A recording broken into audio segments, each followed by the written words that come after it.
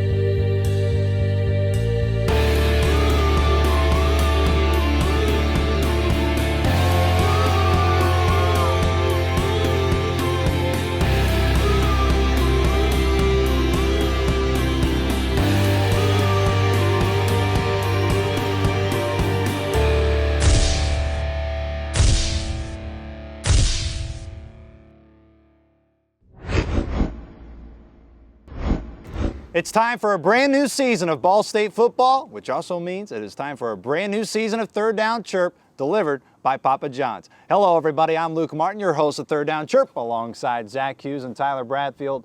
Fellas, it is great to be back out here at Schumann Stadium because that means one thing. It's time for some Ball State football. And there's reason to be excited about Ball State football. It feels like forever ago we were watching them in December in their bowl game, but so many key players coming back. It's an exciting time in Ball State football. Yeah, you bring up the bowl game, Zach, and last year ended kind of disappointingly in the fact that they lost the bowl game, the Beef O'Brady's Bowl, to Central Florida, but there are reasons to be excited. They've got Keith Winning back for his senior season. He returns all his offensive weapons, so it should be an exciting season around Muncie. It should be an exciting season. You'll be able to hear us talk about this exciting season all season long right here on Third Down Chirp. Boys, let's not waste any more time. Let's go into our opening drive for our three main headlines heading to the Illinois State game Thursday night. Tyler, let's start with you. What's the headline you're really looking at for tonight? Well, we talk about as much excitement surrounds this team with Keith Winning being back. There's also some areas of concern, one of them on the offensive line, the linebacking crew on defense. But the one I'm looking at is special teams. Special teams is so overlooked in the game of football, Luke.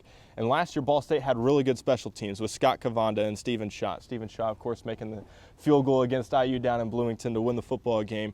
But last year, Ball State played in 5 games that were decided by a touchdown or less, and in those games, they were 4-1. A lot of that credit goes to the special teams and Scott Kevon and Stephen Schott. So Scott Secor, coming in as the kicker, will have his hands full. Well, with Scott Kevon as well, he was invited to the NFL Combine and got to work out with a lot of NFL teams. But for me, it's another area of concern, and it's the offensive line. You lose so many guys. You mentioned Keith Winning's coming back with all of his weapons, but an inexperienced offensive line, you're losing 144 career starts and 4 starters on the offensive line. That's a first-team All-MAC player and a third-team All-MAC player. But Coach Limbo, he was a 4-year starter at Georgetown on the offensive line, and coaches like that, they kind of seem to know their positions that well, and Coach Tabaka, he does a great job, so it'll get fixed. It's just an area of concern heading into the season. No doubt the offensive line is a place to watch, special teams is a place to watch.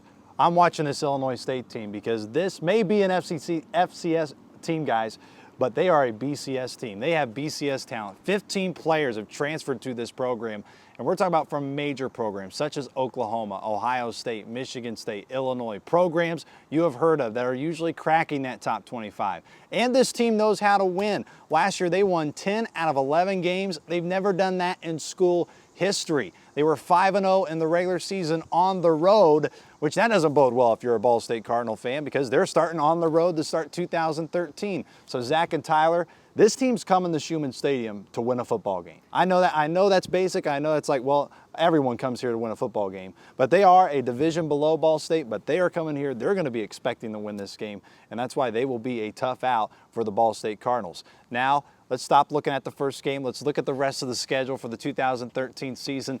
It is a schedule that a lot of people think plays in the favor of Ball State, guys. So is there a game you're specifically watching as you look and glance at the schedule for the year? Well, there's one thing I noticed when you look at the 2013 schedule. There's no unwinnable games. The Clemson last year and Oklahoma's top 10, top 25 teams, those are unwinnable games realistically. But the game I'm circling on the calendar this season is Kent State. The last time Ball State beat Kent State was in 2008. That's the same year Ball State went undefeated. But there's no more Darrell Hazel at Kent State. Kent State beat Ball State last year at home 45-43, so that's an important game for Ball State in the MAC. No doubt that'll be an important game on October 12th when Kent State comes to Schumann Stadium. But the game I'm circling on the calendar is just a few weeks before that, Zach, when Toledo comes to town on September 28th. Now, Ball State did upset Toledo last year when they were ranked in the top 25. But this season, Toledo will be battle-tested by the time that they see the Ball State Cardinals, because you look at Toledo's schedule early on. They have to play at number 10 Florida. They have to see Missouri, Navy on the schedule. So they're going to be battle-tested. They're going to be ready. That's going to be a big game for the Cardinals. Now, Dad, it seems like Toledo's a part member of the SEC with their non-conference schedule, as you mentioned, Tyler. The game I'm looking at, this is going to blow you guys away. I'm looking at Northern Illinois. Jordan Lynch, terrific team they have. Rod Carey taking over his first year full-time. He did coach the bowl game, the Orange Bowl for Northern Illinois. But Jordan Lynch, everyone's talking about Northern Illinois. That game can very realistically decide who's going to go to Detroit and represent the MAC West. I'm looking at Ball State, Northern Illinois late in November. It's around Thanksgiving time. I'm sure Coach Limbo and this coaching staff would love to be thinking about going to Detroit. I think that would be a great early Christmas present and then maybe a big-time bowl game for them as well. But they're telling us right now to stop talking about those future games. We got to focus on Illinois State, and let's do that, and let's go ahead and meet this Redbird football team in case you may not know much about this Redbird football team. So we're going to tell you a little bit about them. They're from Normal, Illinois. Their head coach is Brock Spack, who has Big Ten coaching experience just right up the road. He was at Purdue for multiple years during the Joe Tiller era, the Drew Brees era up there at Purdue. We mentioned how great this team is, how they are used to winning. The first time that they have had 4 straight winning seasons since the 1940s. So we talk about all the unprecedented success Ball State is having. Illinois State is having that under their head coach, Brock Spack. And also last year was the first time they beat an FBS team since 1991. And that team was none other than the Eastern Michigan Eagles, which, by the way, they're a member of the MAC Conference as well. But we're not coaches. So let's talk to our coaches, our offensive coordinator, Rich Skrosky here at Ball State, and defensive coordinator, Jay Bateman, as they describe this Illinois State team in their own words. Really, the guy that really stands out is number 35. He's a defensive lineman for him. I don't know the accolades he's gotten, but I know he's on watch list here in the preseason. I mean, the epitome of a good player, because he goes hard every snap. We were watching some tape this morning, and just redirecting on a screenplay. Like he got no quit in him. He's a great player. And then really in the secondary, they're very impressive. They got a lot of depth coming back, a lot of kids that have played. And the thing that I'll say about them, they're a well-coached team. Like you watch their secondary where their eyes are supposed to be, they're right almost every time. They really execute good in the back end. The biggest question mark, I think, coming in their camp, they lost all 3 linebackers. And even on the stuff that you see published, I don't know if they've made all their decisions who those 3 starters are going to be. But we watch all the tape from last year, and I know 2 things. 1, they're going to line up right, and 2, they're going to be a good fundamental team. Thing is, I think their O-line is going to allow them to do some things that maybe some other teams we've played won't be able to. Both their offensive tackles are gigantic. They're both, one's from Florida, one's from Miami, one's from Oklahoma. So I think that's where it starts for them. I mean, they're going to try and run the football. I don't know if they have a tailback that's the number 1 guy. They graduated kid last year, was a really good player. But we read their reports, and it's 3 or 4 different tailbacks and talented guys that we know about from recruiting. So I think at running back, we're going to have to do a great job in the run game, stopping the run, handling the O-line. And then I think at receiver, they've moved some kids. They moved a quarterback out there who's a big, tall kid. And, number 85 is back for him, who had a good year for him last year. So I think we got to stop the run, find out who the quarterback is a little bit, who's going to play quarterback for him a little bit, and then figure out from there what the pass game is going to be like. We'd like to thank Coach Rich Skrosky and Coach Bateman for talking to us. Guys, they talked about this Illinois State team. They know what it's like. They were at Elon with head coach Pete Limbo, so they're used to slugging it out with these types of teams. So when you look at this Illinois State team, what stands out about them to you guys? Well, something you just mentioned is the first FBS team they've beaten since 1991 or whatever it was Eastern Michigan. They only won 2 games last season at whole in all. So when I look at this game, I don't think Ball State, there's no reason Ball State should lose to this team if that's the first team they've beaten like that in over 15 years. But it's your home opener. It's the first game of the season. There's so much excitement here at Schumann Stadium. You have to get a win if you're Ball State. Well, Luke, you made a good point in the fact that it's an FCS team with BCS talent. You talk about where they have transfers from: Oklahoma, West Virginia, Miami, Iowa State, Michigan State, Ohio State, just going down the line. This is a BCS talented team, even though they're FCS level. But one kid that's very good is Colton Underwood, an excellent pass rusher. He'll be a good test for this inexperienced offensive line for the Cardinals. You mentioned that BCS talent that this team has. Their quarterback for this team, Jared Barnett, I mean, he was on Iowa State when they upset number 2 Oklahoma State. So he has experience not just playing football, but winning big-time games. So you know he's definitely bringing that to Illinois State this year. All right, now let's talk about a Ball State player, your X factor for Thursday night's game. Let's start with you, Bradfield.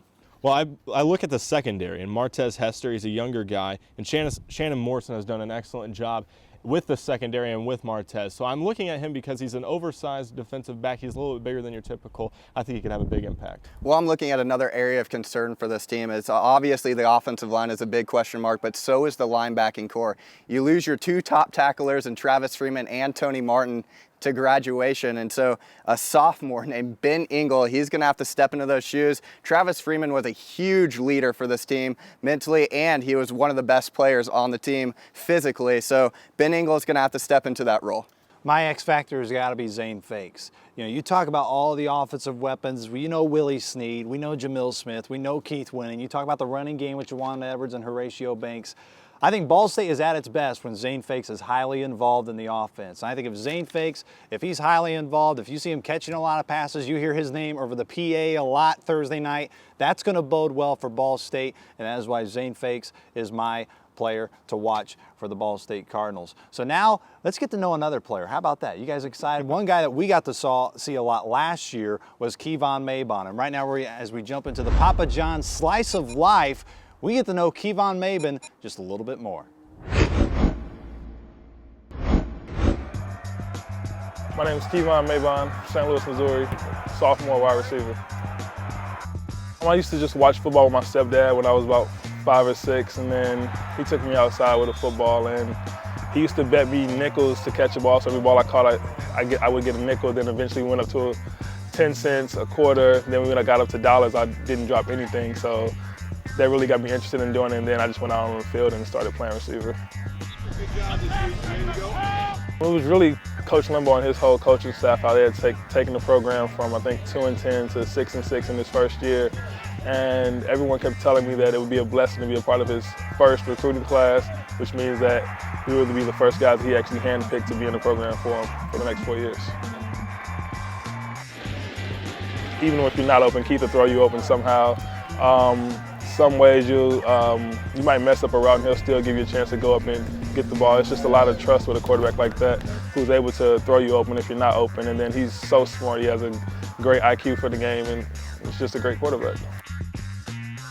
Yeah, there's a lot more excitement this year than there was last year. I guess it's because we went to the bowl game last year and we had such a great season last year, and we have a whole lot of guys coming back this year. Virtually the whole offense is coming back this year. It's just a greater buzz going on Twitter and Instagram and Facebook and all that. Like, a lot of students are buying into Ball State football this year. I'd like to thank Kevon Mabon for allowing us to sit down and talk to him for our Papa John's Slice of Life. Hopefully we hear his name a lot. Hopefully, Bradfield, you get a chance to call his name a lot on the WCRD broadcast. All right, fellas, now it's time. Everyone's been waiting for this segment in the show. They are ready to hear our predictions. So let's not let them wait any longer. Zach, let's start with you.